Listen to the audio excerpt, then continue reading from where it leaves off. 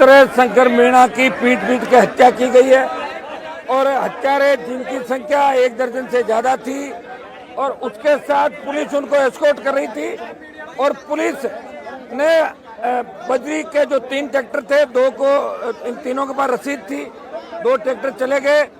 इसको पुलिस ने ठेकेदार के आदमियों को सौंपा और इन्होंने उसे बुरी तरह पीट के इसकी हत्या कर दी, इसके गुप्तांग काट दिए। और 2 दिन बाद प्रदेश की गूंगी बेरी सरकार अभी तक कोई गिरफ्तारी नहीं कर पाई। ये जो बजरी का खेल चल रहा है राजस्थान के अंदर, इसको लेके हम आंदोलन कर रहे हैं राजस्थान में। और यहाँ शंकर के परिवार की जो भी मांग है, इसके शंकर के परिवार को जब तक न्याय नहीं मिलेगा, जो इनका मांग पत्र है जब तक वो पूरा नहीं होगा तब तक हम हटेंगे नहीं यहाँ से। एक बार हम एफआईआर दे रहे हैं, अभी 10-15 मिनट के अंदर एफआईआर दर्ज हो जाती है और उसके बाद आगे की कानूनी कार्रवाई करेंगे। हम ये चाहते हैं कि दोबारा ऐसी घटनाओं की पुनरावृत्ति राजस्थान के अंदर नहीं हो। शंकर का जो ये बलिदान है ये व्यर्थ नहीं जाना चाहिए। ये जो 50,000 की ज्यादा संख्या में गांव के अंदर जो लोग इकट्ठे हुए, अगर सरकार ऐसे नहीं मानेगी तो दूसरी तरीके से भी मनाना में आता है। ये जब सीधी उंगली से नहीं निकलता तो टेढ़ी भी करनी पड़ेगी। आवश्यकता पड़ी तो राजधानी को घेर लेंगे, सड़कें घेर लेंगे, हाईवे जाम कर लेंगे।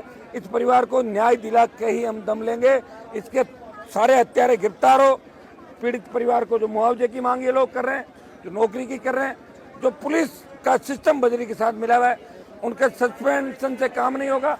पूरा थाना जो इसके अंदर इन्वॉल्व था, उस थाने को सस्पेंड करें, बर्खास्त करें और जो पुलिस के लोग मौके पे थे उनकी गिरफ्तारी हो। तो ऐसी घटनाओं की पुनरावृत्ति नहीं हो। ये राजस्थान के अंदर जो 2 दिन से लोग ये जिस तरह इसका मृत शरीर यहाँ पे खेत के अंदर मृत शरीर है और आज इसको पूरा देश देख रहा है, इससे बड़ा दुर्भाग्य नहीं होगा। गहलोत जी पर्यटक की भांति राजस्थान में घूम घूम के कह रहे तो यहाँ संवेदनशीलता कहाँ चली गई? अभी तक तो बात कर लेनी चाहिए। हम तो 2 दिन बाद यहाँ पे आए। यहाँ कांग्रेस बीजेपी के सारे नेता भी बैठे, ये भी चाहते हैं, सर्व समाज चाहता है कि शंकर के जो हत्यारे उनको सजा मिलनी चाहिए।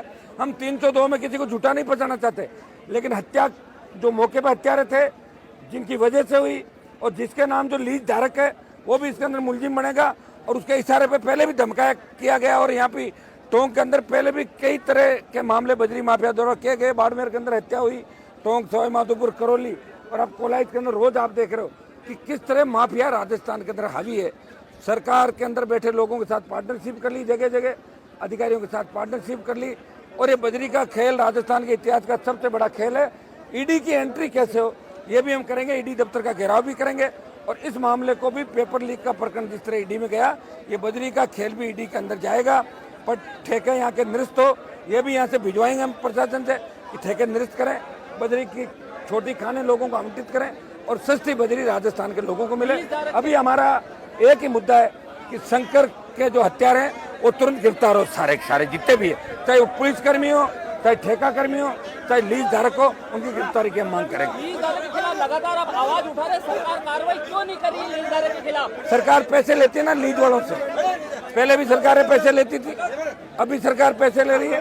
पहले उस सरकार को चलाता था, अब इस सरकार को चला रहा है, इसलिए लीज धारक के खिलाफ कार्रवाई नहीं कर रही है। स्थानीय विधायक है, कलेक्टर है, इसमें से क्या वार्ता हुई, क्या वजह है कि अभी तक गतिरोध बना हुआ है? मुझे नहीं पता, मैं अब आया हूँ और मुकदमा दर्ज हो रहा थोड़ी देर बाद। मुकदमा दर्ज होने के बाद जो भी कार्रवाई आपको बता देंगे, लेकिन हम आगे तो न्याय दिला के जाएंगे। 100% जो मांगे वो मना के जाएंगे, हम सरकार को झुकाएंगे। हनुमान बेनीवाल लाशों पर राजनीति करते हैं। कांग्रेस ने 70 साल क्या किया राजस्थान में? अगर कांग्रेस ठीक होती तो अभी इस तरह शंकर की लाशियां थोड़ी पड़ी होती। आप बताओ मुझे, मेरी सरकार थोड़ी है यहाँ पे। सरकार किसकी आप बताओ? कहने को कोई कुछ कहते, उससे क्या फर्क पड़ता है? कल आपने एक वीडियो संदेश जारी करके जिला कलेक्टर, मैंने कहा सचिन पायलट को भी बोलना चाहिए, उनका जिला है, वो कहते हैं भ्रष्टाचार खत्म होना चाहिए। इस मामले में तो ये बोलना चाहिए। कब बोलेंगे फिर? जब टोंक के अंदर एक किसान के बेटे की मौत हो गई। अगर आज सचिन पायलट नहीं बोल रहे हैं, आज बीजेपी के दूसरे नेता जो छोटे छोटे मामलों को लेकर वो शहीद स्मारक पे धरने पे बैठते हैं, वो यहाँ क्यों नहीं आ रहे? मना कौन कर रहा हूँ? ये तो लोकल लोग बैठे हैं। इनमें से तो वो लोग हैं जो हमेशा यहाँ नेता की भांति नहीं, परिवार की भांति रहते हैं। उन सब लोगों को आना चाहिए। बजरी माफिया के खिलाफ आरएलपी लड़ाई लड़ रही है, आर पार की लड़ाई होगी। बजरी माफिया को भगा देंगे हम राजस्थान से और ईडी की एंट्री भी कराएंगे और आगे जो बात होगी समय समय आप बताते रहेंगे। हम आगे राजधानी को घेरेंगे, हमारा अगला पड़ाव लोकसभा राजधानी। में आपके साथी जो सांसद यहाँ उनसे बातचीत हुई है, क्या कुछ उनके इलाके की घटना है, क्या कुछ बातचीत? मेरी बात नहीं, मैं किसी से बात नहीं करता, मैं सिर्फ पब्लिक से बात करता हूँ।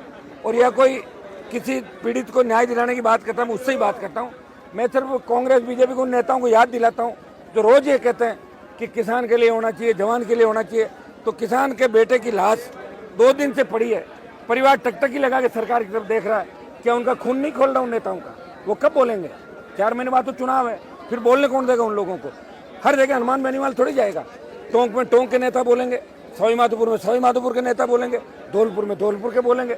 मैं तो आया ही हूँ और मैं आया हूँ तो आप देखना कार्रवाई भी होगी और बजरी माफिया का खौफ खत्म करके यहाँ से बजरी माफिया का परमानेंट इलाज कर देंगे राजस्थान के अंदर। इतना विश्वास मैं यहाँ लोगों को और आपको दिलाने के लिए। शंकर के हत्यारे, चाहे इसके अंदर कितना ही बड़ा इन्वॉल्वमेंट हो, कितने ही बड़े लोग हो, चाहे पुलिस के कितने बड़े अधिकारी हो, जो हत्या में लिप्त है उनकी गिरफ्तारी होगी और उस सलाखों के पीछे जाएंगे सारे के सारे। इतना मैं आपको बता सकता हूँ।